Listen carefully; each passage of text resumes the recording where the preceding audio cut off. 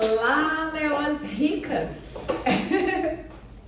Voltamos para mais um episódio aí. Segundo, né? Segundo episódio do nosso podcast Leoas Ricas, Vida de Leoa Rica. É isso aí. Hoje a gente tem mais um ser humaninho aqui rico, mais uma leoa rica. Simone, se apresenta, Simone, pro povo. Eu sou a Simone, faço parte do Leoas Ricas e estamos aqui nessa busca Nessa empreitada para trazer mais leoas ricas, para fazer você também uma leoa rica. Então, bora. Então, o tema, gente, de hoje, vamos lá, né? Eu sou Dani Leão, né? Mentora de mulheres que desejam ter alta performance na vida financeira.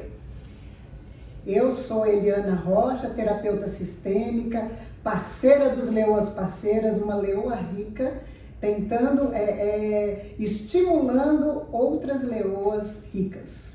E vamos embora. O tema de hoje, vocês escolheram lá nos stories, eu coloquei uma enquete, e vocês escolheram este tema aqui. Quem é que ganha com a sua escassez? Quem é ao seu redor que ganha quando você perde? Esse tema ele é meio doído, né? Porque a gente meio que acha que as pessoas sempre querem o nosso bem, mas não é bem assim. Às vezes a pessoa ela não quer o seu mal, mas ela tá vivendo ali a vida dela. E às vezes pode gerar um prejuízo sem intenção. Pode gerar o mal sem querer o mal. Isso pode acontecer. E quem que deve preservar a nossa vida, os nossos frutos? Nós mesmos. Se nem nós estamos preservando, que dirá os outros? Então, antes de mais nada, eu quero ler um texto. Até falei nos stories. Esse texto, gente, é da Sofia. Ela era a esposa de Tolstói, que é um dos maiores escritores, assim, do mundo. E que grande parte do sucesso dele veio da Sofia. Desse suporte que a Sofia deu. Então, só um embasamento para vocês. Ele tinha uma vida bem desregrada, muitas mulheres, muita balada. E esse casamento com a Sofia deu uma estrutura para ele. Ela deu uma estabilidade para ele. E ela foi pegando tudo para que ele pudesse escrever. E isso aqui foi encontrado no diário dela. Ela escrevia muito bem. Tem até um momento em que ela se questiona no diário por que é que mulheres não são grandes escritoras, grandes pintoras. E ela chega à conclusão de que é exatamente o que a gente chega aqui. É a energia vital dela, todo o centro de força dela é dedicado a ser suporte do outro. E aí o trabalho é dividido, o reconhecimento não. E foi o que aconteceu com a Sofia. Deixa eu ler para vocês esse trecho do diário dela. Ao longo dos anos, meu marido tem me desgastado com frieza e pôs absolutamente tudo em cima dos meus ombros. As crianças, o patrimônio, a casa, os livros, os negócios e depois, com uma indiferença egoísta e crítica, despreza-me. E a vida dele? Andar a pé, de cavalo, escreve um bocado, faz o que quer, nunca levanta um dedo pela família e explora tudo para proveito próprio. Os favores das filhas, o conforto da vida, os elogios dos outros, a minha subserviência, o meu trabalho e a fama, a sua insaciável sede de fama. Por que eu trouxe esse trecho aqui, gente? A Sofia ela não tinha escolha. Então, para que o Tolstói chegasse a ser quem ele é, ela teve que perder o que? Os sonhos. Ela queria também os sonhos dela desenvolver, mas ela não pôde. Ela teve que ser suporte para ele. Hoje a gente tem o quê? Liberdade. Ela não teve. Mas sempre tem alguém ganhando quando eu dedico o meu tempo, a minha energia vital para ser suporte do outro e abafo os meus sonhos. Não é à toa, gente, que praticamente você não vê uma mulher bilionária, milionária. Isso é raro você ver. Você vê homens. E o que a gente pode fazer em relação a isso? Mudar a nós mesmas, não o outro. Ok? Tem aquele ditado, né, complementando aí, que diz assim, né, atrás de um grande homem sempre tem uma grande mulher. Atrás, né, por trás. Mas cadê ela na frente, né? Cadê do lado? Não é uma parceria? Ou é uma parceria só para dividir os trabalhos? Essa é a questão. E aí, gente, não é só em relação a marido, não. A gente tem que observar em relação a todos. Quando é que você está dedicando a sua energia vital para o outro e abandonando a si mesma? Quando é que você é rede de apoio para o outro, mas você não tem rede de apoio? Porque isso não é amor, tá, gente? Isso é dependência emocional, isso é emaranhamento. Isso é um vazio interior e aí você busca no outro validação, aprovação. Isso não é amor pelo outro, é desamor por si mesmo. Dentro disso aí, Dani, eu fiz uma análise contrária, né? O título é Quem ganha com a sua escassez? Aí eu fiz uma análise, quem perde com a sua prosperidade? Né? Quem perde com a sua prosperidade? E aí eu fiquei pensando, eu falei assim, nossa, o que a gente sempre quer? O que a gente quer? Né? A gente na visão sistêmica sempre diz assim, a gente é muito mais leal do que livre, falando em liberdade. Como eu posso ser livre, né, se eu sou leal? Então, na minha cabeça eu pensei assim, quem perde? A minha sensação de pertencimento. A minha sensação de pertencimento perde, porque eu quero pertencer àquele clã, eu quero pertencer àquelas pessoas que ali estão. Se eu tenho uma prosperidade maior, se eu ganho mais, eu vou ter que abandonar isso tudo, se meu teto tá muito baixo, né? Eu vou abandonar essas pessoas, né? Igual aquele assunto que a gente estava falando aqui há pouco. E aí eu acabo não querendo ir, porque eu fico com a sensação de que eu vou perder todos esses vínculos. Sim, verdade.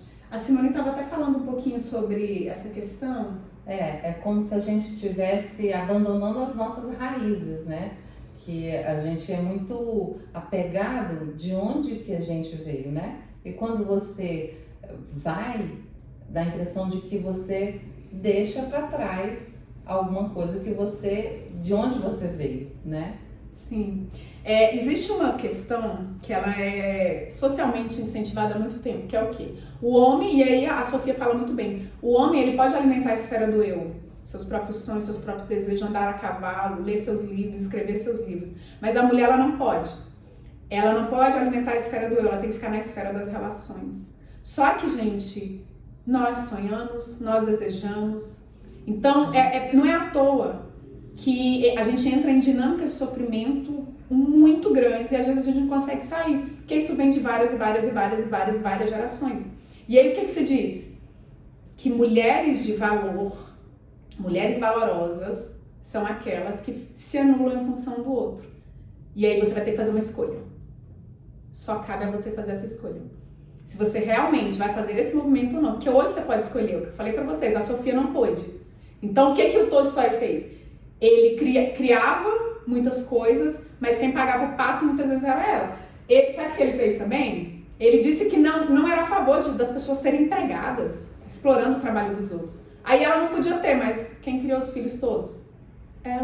Ela acabava sendo a empregada, né? Então ela era a empregada, aqui passava limpo todos os escritos dele, aqui tinha que cuidar, por exemplo, dos negócios, e aí ele queria doar todo o dinheiro, porque ele tinha cheio de ideologias. Gente, mas é muito fácil fazer promessa pro outro pagar. Lembra de antigamente? Falava, eu tenho cabelo na cintura. Por quê? Não, que minha mãe fez uma promessa quando eu era criança. Pô, aí fica bom demais, né não? Verdade. Fazer promessa pro outro pagar? Não dá, gente. E o que a gente acaba sendo? Vai convergindo para um lugar, que é o quê? As 4 dinâmicas de sofrimento mais comuns que a mulher tem, que as meninas já conhecem bem lá, né? No livro A Mulher e o Fundo do Poço. Boazinha. A Eronilda. A Eronilda, heroína. A boazinha, a heroína, a vítima e a cuidadora. Então tudo converge para esse lugar, que faz o quê? Faz com que a gente se anule. E o que a gente tem que combater? Exatamente esse comportamento, consciente ou inconsciente, essas crenças consciente ou inconsciente, de que a gente só tem valor se a gente estiver nessas dinâmicas, ou cuidando dos outros, ou esperando um salvador, o cara lá que vai vir na torre mais alta, matar o dragão e me salvar.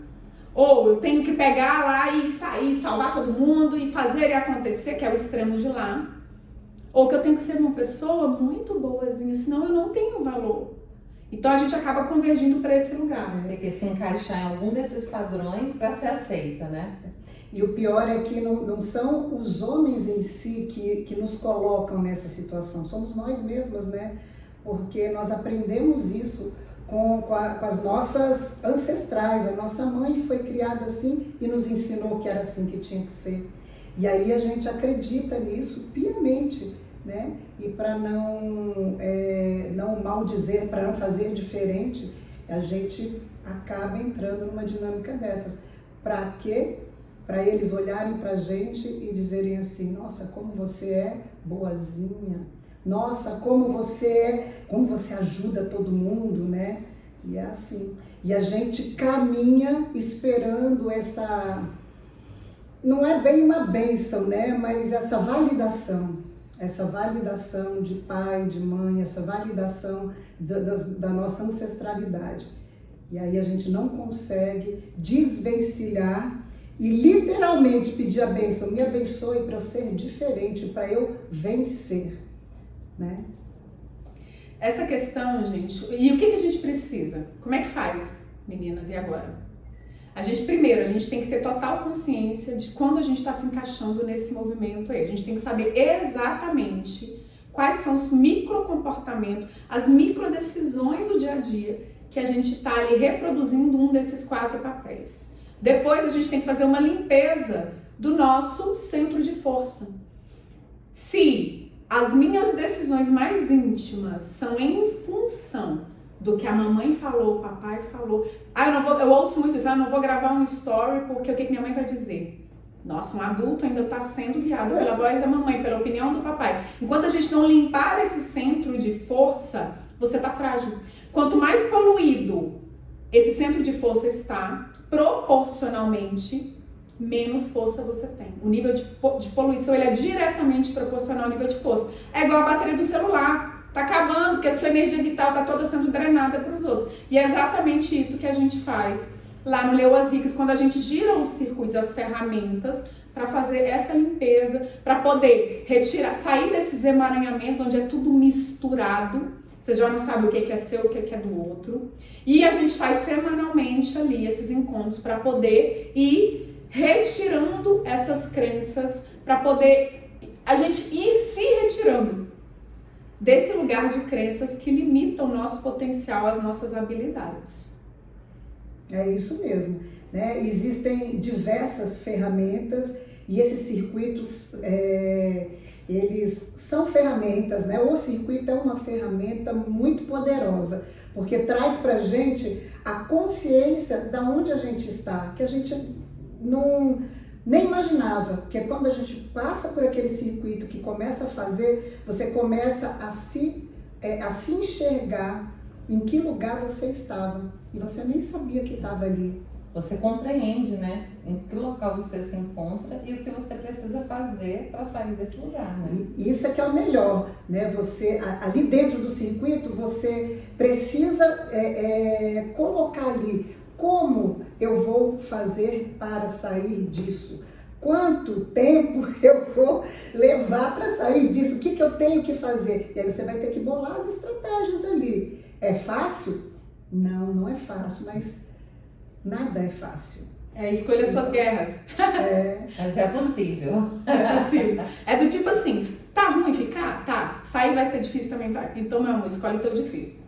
Né? Hoje a Simone chegou de viagem e trouxe pra gente um presentinho, que é uma frase que ela falou, a cara de vocês. Qual que você achou que era a cara nossa aí das leoas? Da sua, mais da sua. Atitude, vamos lá. Que é bora.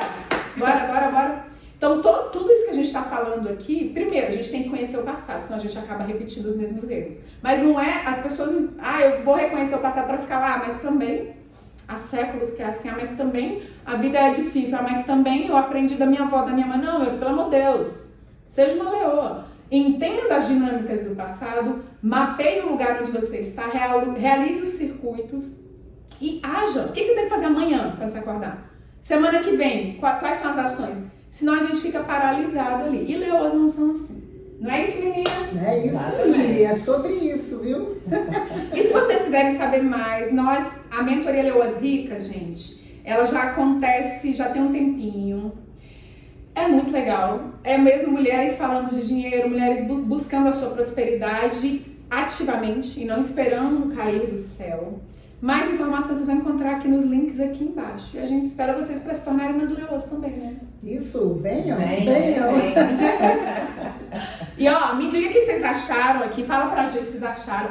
Também podem sugerir temas para as próximas semanas. Sigam a gente no Instagram, a gente vai colocar nossos arrobas aqui embaixo. E vambora. Vambora. Vamos, gente.